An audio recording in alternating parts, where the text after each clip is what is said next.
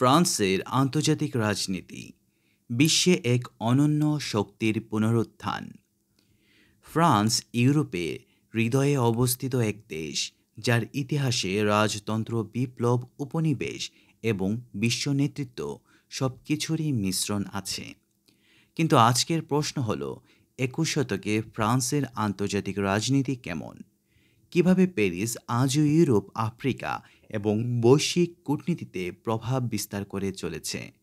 চলুন আজ আমরা জানব ফ্রান্সের আন্তর্জাতিক রাজনীতির ভেতরের গল্প। ফরাসি বিপ্লবের ১৭৮৯ সালের পর ফ্রান্স আজ শুধু একটি জাতি নয়, একটি আদর্শের প্রতীক হয়ে ওঠে, স্বাধীনতা, সাম্য ও ভ্রাতৃত্বের।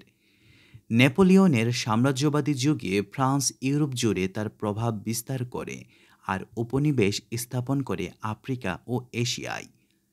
দ্বিতীয় বিশ্বযুদ্ধের পর যদিও ফ্রান্স সাময়িকভাবে দুর্বল হয়ে পড়ে, চার্লস দ্য গলের নেতৃত্বে দেশটি আবারও বিশ্ব রাজনীতির কেন্দ্রে ফিরে আসে। দ্য গল ফ্রান্সকে স্বাধীন পররাষ্ট্র নীতি গ্রহণে উদ্বুদ্ধ করেন, যা আজও ফরাসি কূটনীতির ভিত্তি। ইউরোপীয় ইউনিয়ন গঠনের অন্যতম স্থপতি ফ্রান্স। জার্মানির সঙ্গে মিলে ফ্রান্স ইইউ এর নেতৃত্বে অন্যতম প্রভাবশালী দেশ। ফরাসি প্রেসিডেন্ট ইমানুয়েল ম্যাক্রো প্রায়ই বলেন, ইউরোপকে আমেরিকার উপর নির্ভরশীল না হয়ে নিজেদের প্রতিরক্ষা ও কূটনীতি শক্ত করতে হবে। ফলে ফ্রান্স ইউরোপীয় সেনাবাহিনী গঠনের পক্ষে সবচেয়ে জোরালো কণ্ঠ। ফ্রান্স বিশ্বের অন্যতম পরমাণু শক্তিধর দেশ, পঞ্চম বৃহত্তম সামরিক শক্তি। তারা নেটো এর সদস্য হলেও সবসময় যুক্তরাষ্ট্র নির্ভর নয়। আফ্রিকার সাহেল অঞ্চলে ফরাসি সেনাবাহিনীর উপস্থিতি এখনও বৈশ্বিক নিরাপত্তা আলোচনার কেন্দ্রবিন্দু। সন্ত্রাস বিরোধী যুদ্ধ, আফ্রিকার রাজনৈতিক স্থিতিশীলতা এবং ইসলামপন্থী উগ্রবাদের মোকাবেলায় ফ্রান্স নিজেকে গ্লোবাল সিকিউরিটি অ্যাক্টর হিসেবে প্রতিষ্ঠিত করেছে। ফ্রান্সের অর্থনৈতিক কূটনীতি।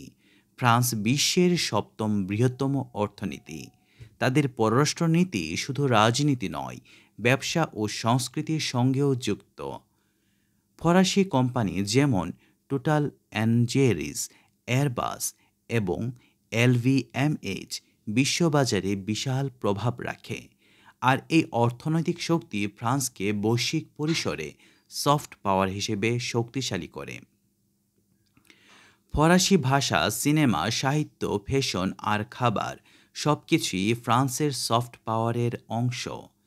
অ্যালিয়ান্সেস ফ্র্যাঞ্চাইজিস এবং ইনস্টিটিউট ফ্র্যাঞ্চাইজ এর মাধ্যমে ফ্রান্স বিশ্বের বিভিন্ন দেশে ভাষা ও সংস্কৃতি ছড়িয়ে দিচ্ছে।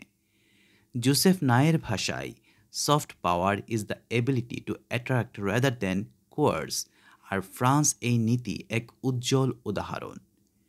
ইউক্রেন যুদ্ধ, মধ্যপ্রাচ্যের অস্থিরতা এবং চীনের উত্থানের প্রেক্ষাপটে ফ্রান্স আজ এক জটিল ভারসাম্যের খেলায় আছে। একদিকে তারা যুক্তরাষ্ট্র ও নেটোর মিত্র, অন্যদিকে তারা স্বাধীন অবস্থান বজায় রাখে। ম্যাক্রোর স্ট্র্যাটেজিক অটোনমি ধারণা এখন ফরাসি কূটনীতির নতুন দিক নির্দেশ করছে। ফ্রান্স হয়তো আজ আগের মতো সাম্রাজ্য নয়, কিন্তু তাদের প্রভাব আজও বিশ্বজুড়ে ছড়ানো। ইউরোপের রাজনীতি থেকে আফ্রিকার নিরাপত্তা, সব জায়গায় ফরাসি হাত রয়েছে। এবং এক কথায় বলা যায়, ফ্রান্স এখনও শুধু একটি দেশ